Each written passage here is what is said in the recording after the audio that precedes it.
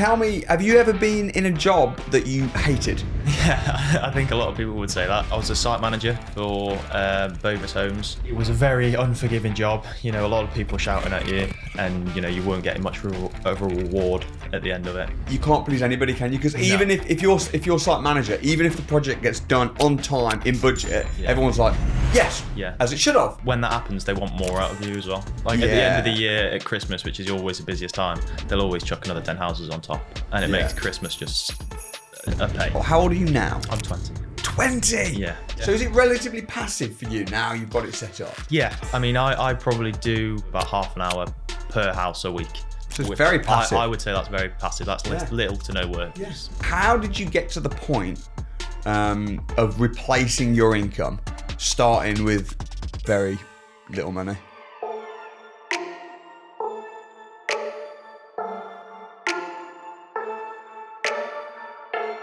Samuel Taylor, welcome to Winners on a Wednesday. Thanks for having me. So tell me, have you ever been in a job that you hated? Yeah, I think a lot of people would say that. I was a site manager for Bovis Homes, and it was a very unforgiving job. You know, a lot of people shouting at you, and you know, you weren't getting much of a reward at the end of it. Tough job, because you were working as site manager for what development company? It was Bovis Homes. Big company. Yeah, which are now known as Vistry Homes. Very, very unforgiving job.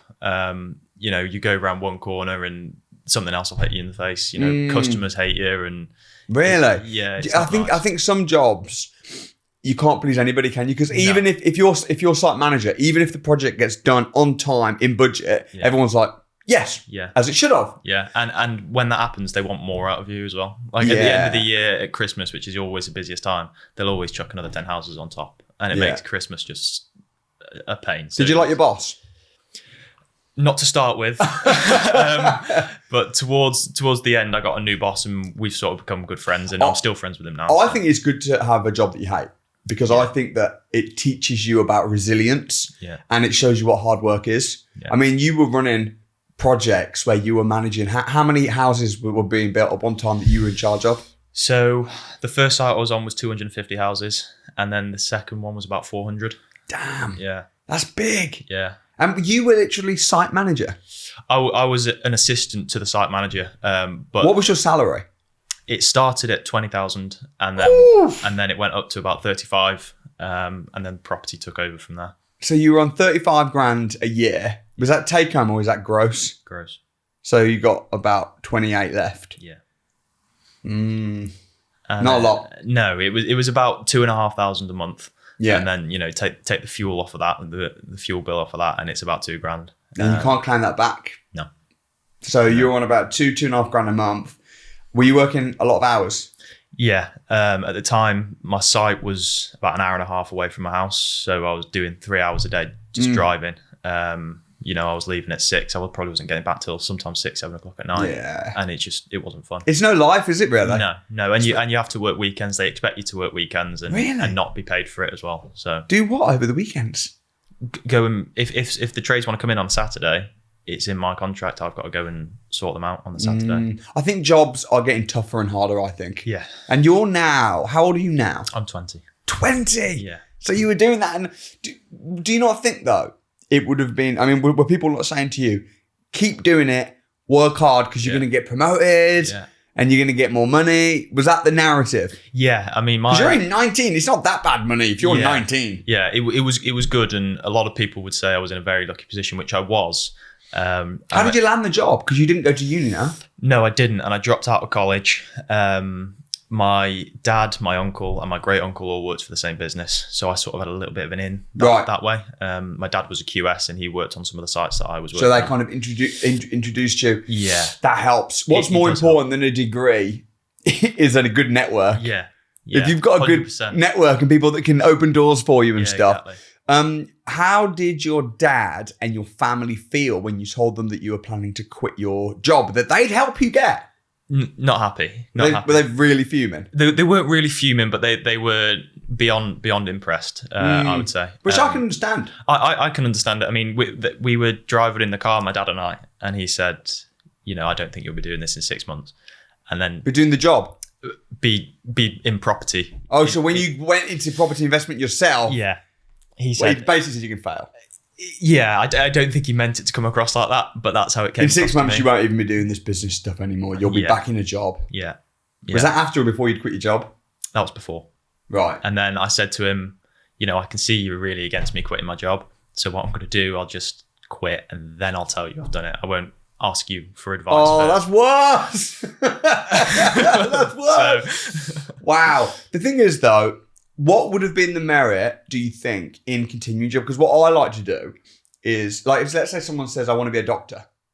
Okay, cool. If you want to be a doctor, you've got to go uni, study medicine. Absolutely, that's fine. But look at someone 20 years ahead and ask yourself, do I want their life? Yeah. If you do, if you look at a 45-year-old doctor and you go, yeah, man, he's working 72 hours, he's making $4,000 a month, his back's bad, he never sees his kids, but you know what?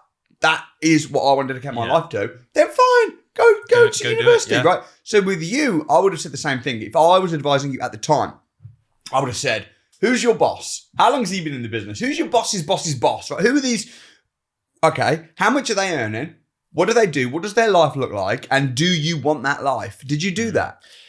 I did, yeah. And a lot of people were telling me the same thing. And I was looking, 20 years into the future. I was very young to be coming into the industry. And people were saying, look at your MD, look at your managing director. You could be there in the next. I mean, MD is pretty years. High, but yeah. Yeah. I mean, you could be on 150 grand plus, in the next 10 years. And, at the time to a 19-year-old, that's like, oh, wow, let's go for that. And then I sort of looked at it a little bit more and, works very long hours and it's always stressed out. It's just not not to me the way I want my life. I remember when I was working as an estate agent, my boss said to me, look at our area manager, right? His name was Adrian, really good guy to be fair, but an absolute workhorse. But he was like the leader of the whole area of part of Birmingham that we're in. She's like, he's on 45 grand.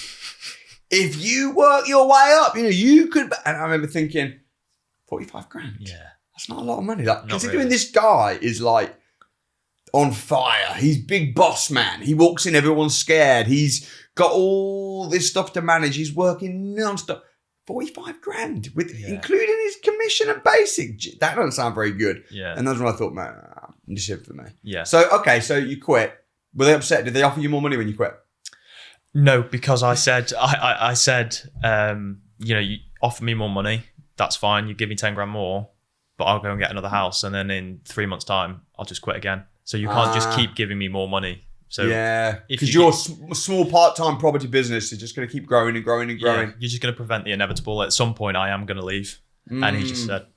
So he tried to keep you to stay then initially. Yeah. But you just said to him, look, this isn't that. There's you can, and if you offer me 10 grand more, I might stay for another 3 months. But 3 months down the line, I'll have another property. I might even have another 2. When did you quit? How long ago? About 3 months ago. Are you glad you did? Yes. Life better now? Yes. So you didn't quit then until you'd got to the point whereby your property business was making the same as your job? Yeah. And then you quit? Yeah. Makes sense. That's smart.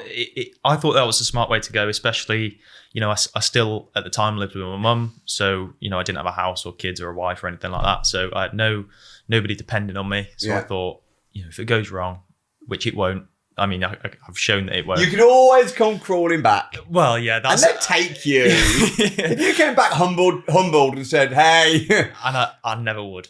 No, but if you did. If I did come crawling back, they would take me. Of course. I never would. If I lost all the houses, I'd just start again. I would just start again. Yeah, you wouldn't. But the thing is, when people are thinking about quitting their job, they're acting like they could never, ever, ever get another job. Yeah. But it's actually not that. I mean, the average person, I read a recent stat, I think it was by the age of 40, the average person's had 21 jobs, which is mad. So quitting one, start a business. If it don't work, whatever. Yeah. Obviously yours did, which is great. So how did you get to the point of replacing your income, starting with very little money? So it was a friend from work who had a flat that was, destroyed by a nightmare tenant. And I said to him, look, what's your budget? I'll work around you.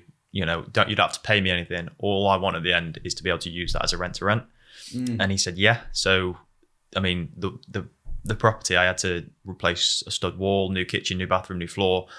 Not the ideal way to get into rent to rent, but it worked, and he's given me one. And he said, I have more, so we can go from there. The same thing happened with the second property. Was it the same landlord? No, different landlord. He's now offering me more properties because I've done one. It's working well for him. So he said, look, I've got 3 other houses in the area. Let's have a chat. So talk to me about the business model then of rent to rent, and how did you get into it, and how does it work?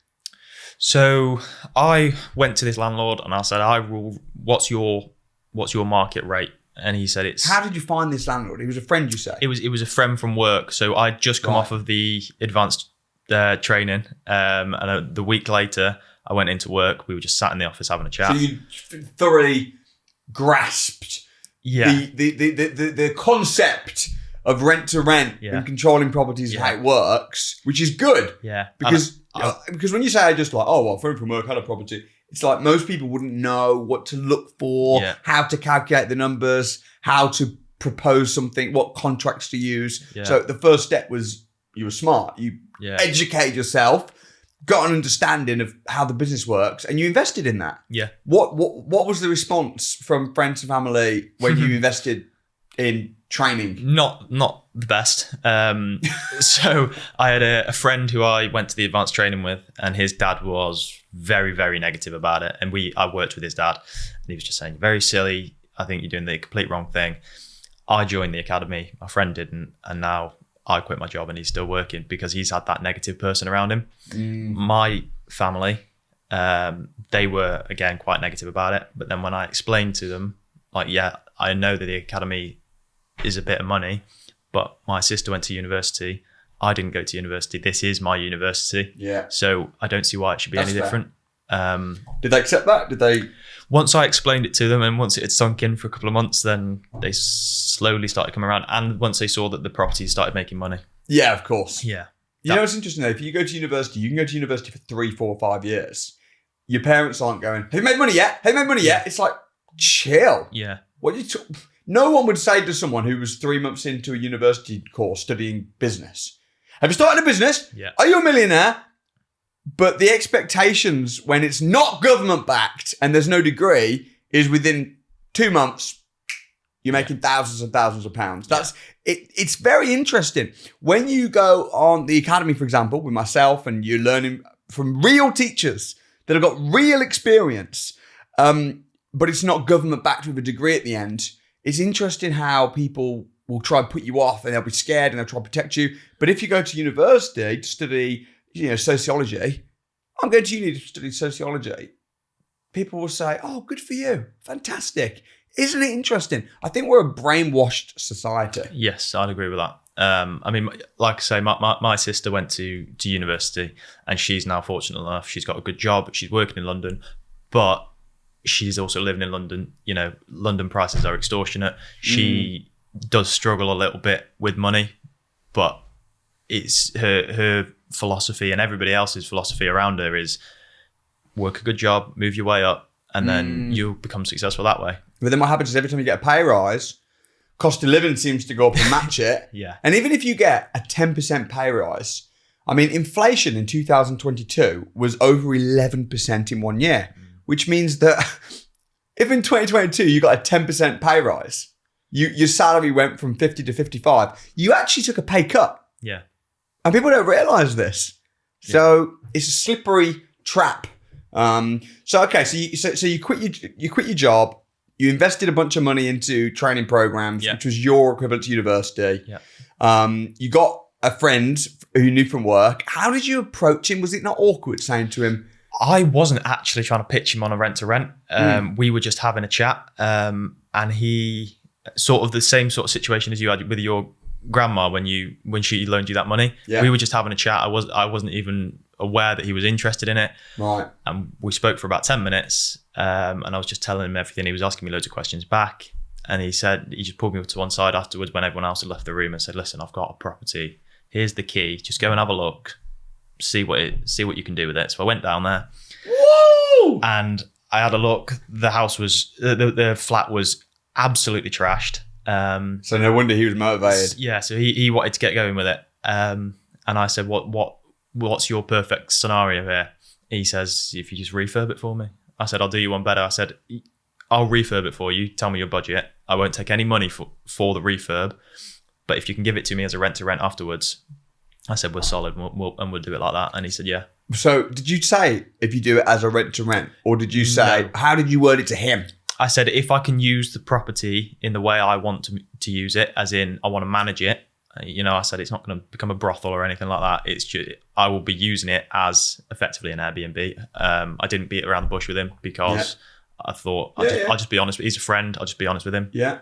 And he was like, yeah, absolutely. So basically you're giving him a free refurb, which cost how much? $2,000.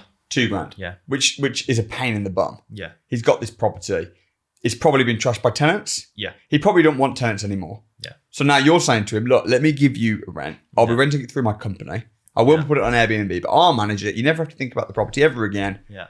I'll do a long lease. How many years? 2. 2 years. 2 years. But he'll probably want you to just rent it forever. Yeah. Do a long lease, 2-year minimum. We'll keep rolling thereafter. And how much rent you pay him? 500. 500 quid a month? Yeah. It's in Stoke-on-Trent. Okay. So, yeah. Okay. Yeah. Makes sense Yeah. now. Yeah. Oh, man. So he's got a good deal. Yeah. Yeah. He's got a very good deal. And he's got no management fees. He's not had to pay a letting agent. No. Because he'd have had to pay a letting agent probably 500 quid just to find you. Yeah. Yeah. And 10% every month, 50 quid a month. Yeah. And I mean, I'm paying him 500 a month. 2 or 3 months ago, I think I had to do about £200 worth of maintenance in 1 month. Yeah. Like, that's not so bad for me. You'll take it on the chin. Yeah, I'll take it on the chin. For him, that means his rent for that property is only going to be 300 for that month. So it's a no-brainer why anybody wouldn't go for it. It is a no-brainer. And also, from his perspective, if there was a bit of damage and he had to go, it's not only 200 quid, it's his time. Yeah. It's his time. He's now got to go take an afternoon off work where he's losing money. And he might not even be able to get time off work. Yeah. If he's got responsibilities. Therefore, if the property gets damaged, or if there's a bad tenant, or if the tenant moves out and it's just sat there empty, getting damp. Yeah. But I try and work with him. So there was a leak on the flat upstairs that was coming through into my rent to rent, and I had a guest in there at the time. I sent my maintenance man round to sort his leak out, and I paid for that. How can you afford to pay for all this stuff? Because the properties make money. It's that one makes £1,000 a month. The other profit. Yeah. So you're renting it from him for 500, and you're renting it out for how much? It's about £75 a night. I need to get my calculator. £75 a night. And what kind of occupancy do you have? It's been 100% for 4 months. How do you get it 100% occupied? Because I talk to local businesses in the area. That's about 2,300. Yeah. Yeah. Yeah. And then with bills and what have you, and then your rent. And then I also take a cut as well when it's when I take direct bookings. I give them a little bit of a discount so that they book direct, and then I don't have to pay the commission. So you're getting about 2,300. You're giving him 500. You got your little costs and your running costs and a little bit of maintenance. Yeah, you're left with about £1,000, and that's on a 2-year lease. He's over the moon. Yeah, but you're getting £1,000. But also, how long is the average booking when you get a guest booking? It's I haven't had a booking under 30 days for 4 months. Really? Yeah, and I've had a direct booking for 4 months until Christmas. And they're all local business owners or people who work for local businesses. I've got Bet365, the head office for that. And a lot of people are coming over from America to do work for them. So here's the thing. If the landlord sees this video and thinks, I'll just put it on Airbnb myself. It ain't about putting it on Airbnb. Yeah. It's about knowing how to contact businesses. Yeah. It's about having a network that you can tap into of companies that have got workers that need this type of accommodation. That's the secret recipe. Yeah. So people can't just do it themselves. Yeah. Not only do they not have the time or the energy or the inclination, but they also don't have the network or the knowledge. Yeah. The days of putting a property on Airbnb, getting cheap furniture in from Facebook Marketplace and just putting it on Airbnb, that's over now. Because especially in Stoke-on-Trent. Yeah. I mean, it might not be over in Manchester City Centre. No, not quite. But in Stoke-on-Trent is dead. Yeah. But people are still coming, to do work in the area, but you have to approach those businesses to say, look, I know you've got people coming. What's the point in putting them in a hotel? Right. Put them in with me and I'll sort them out. So when the money started coming in from that property, how long was it before you got your next? It was about 2 months. That was 2 months. Quite quick. Yeah. Where was your last deal? When did you collect the keys for your last deal? The most recent one? Yeah. About a week ago. Where was that? In Manchester. How much would that make? That'll make about £1,000. So on average, you're getting about £1,000. £1,000 per property. I have another one in Manchester, which was the second one I took on. That's about 1,500. £1,500 a month. Yeah. How does that work? How much did you pay the landlord? What was the setup costs? So setup cost was about £5,000 for furniture from IKEA. I lease the furniture so that I don't have to pay that £5,000 up front. Yeah. The rent to the landlord is £1,800 a month. That's a lot of rent. That is. Is that a house or? That's a 4-bed house. Okay. That I can get 8 beds in there. Lot of contractors in the area. Wow. Then I put it on Airbnb and Booking.com for about £140 a night, and I get between £1,000 and £1,500 profit. So that must be turning over like 4 or 5 grand. Yeah. And again, long-term bookings. Long-term bookings, yeah. Do you rent the rooms out individually or just the whole house out to one group of people? Just the whole house. Which is easy. Yeah. So is it relatively passive for you now you've got it set up? Yeah. I mean, I probably do, on the ones that are already set up, I reckon I probably do about half an hour per house a week. Right. So it's very passive. I would say that's very passive. That's little to no work. Yeah. It's passive, isn't it? So how does it feel to be making the same or more money than you were doing in your job, but without having to work 6 days a week? Oh, it's brilliant. It is incredible. I mean, I can now grow the business more because I'm not tied into work. So you only quit your job a few months ago. Yeah. So I've got another rent to rent, which I picked the keys up for a week ago. I had a call with the landlord on the way down here. He wants to give me another house. I've got a deal source of finding me another house. So they're just coming to you now? They're coming to me now, yeah. But I'm not going to be taking many more on. As in, I'm not going to be actively looking for them. Yeah, let them come to you. If they come to me, I'll take them. Yeah. But now I'm looking for flips and BRRs and trying to grow the asset column, really. Yeah. Well, that's the thing, right? This is why you're smart.